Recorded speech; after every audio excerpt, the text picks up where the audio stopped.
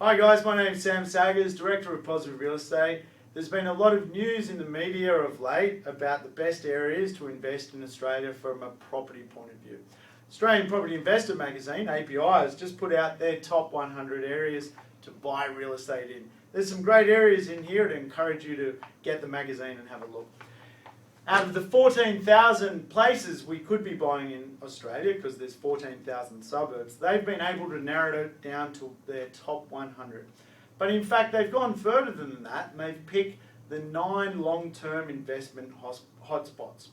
Out of those 9 long-term places, Positive Real Estate has been doing business and helping our mentoring clients achieve property success and wealth freedom by buying in those areas. Of the 7 of the 9 areas, Positive Real Estate, long before the media came along, did and has done a lot of property transactions. We've helped people make money and we've secured them properties in the best locations around Australia.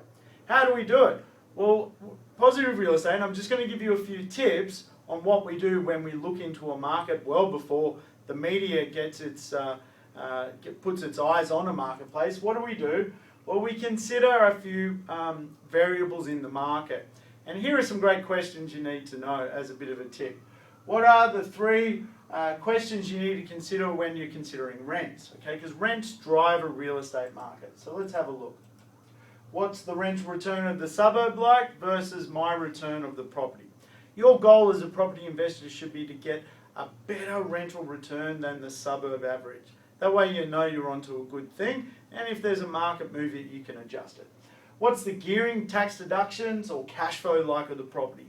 This is really important. And as you go through the suburbs, you'll note affordability versus rental return. It's a key driver when you're looking at a top postcode to buy in.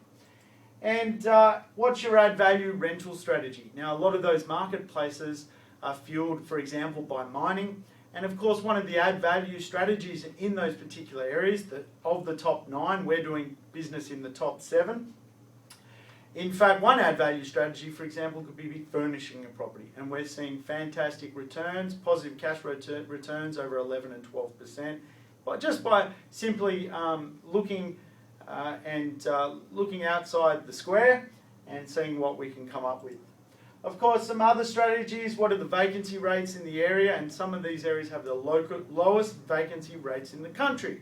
And that's what makes them also quite a hot pick. So what are the infrastructure questions? Here's a second tip for you. Property markets are driven by economics and infrastructure. So here's some great questions for an area. What is the availability of new land? Okay, is there going to be an oversupply of new land, or is land tight? And a lot of the suburbs that appear in an API have tight land supply. It's a great question when you're looking for a suburb to invest in. What are the major projects happening in the area? Places like Gladstone today have around $80 billion worth of infrastructure, either planned or underway. What a phenomenal place to invest. Nowhere else in Australia has that amount of influence hitting one marketplace. So you need to look for infrastructure and big projects. And of course you can look at retailers and where they're moving to. Okay, now think of groups like Bunnings, Westfield, Coles, Myers, all those companies. They have experts working in their businesses, making sure that the demographics in certain areas are going to buy and consume off them. So if a Bunnings is moving to an area, it's a pretty good sign that there's a threshold of people willing to spend, and that's a good sign for an economy. So you need to look where they're branching out to. And a big one is really the commercial office space. Is it being expanded or is it contracting? Now let me give you an example of a market which isn't functioning too well at the moment, and that would be the Gold Coast. The Gold Coast office market has a vacancy rate up around 28%. So 1 in 3 shops in the Gold Coast today, or commercial areas in the Gold Coast today, are suffering. They may not even have a tenant. What do you think that does to the business confidence in the area? Not so good. How do you think that relates to the property market? Not so good. Conversely, there's areas in Australia with very low commercial vacancy rates. In fact, areas have been earmarked by huge companies as to where they want to put their workforce. You follow where the workforce goes and you can make some money because that workforce brings money to an area and that money is usually spent on housing.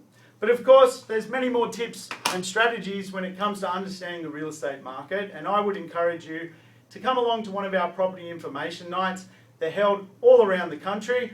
It's easy to register. You just jump online, put your details down, and we'll be in contact with you. Thanks again, guys. Have a good day.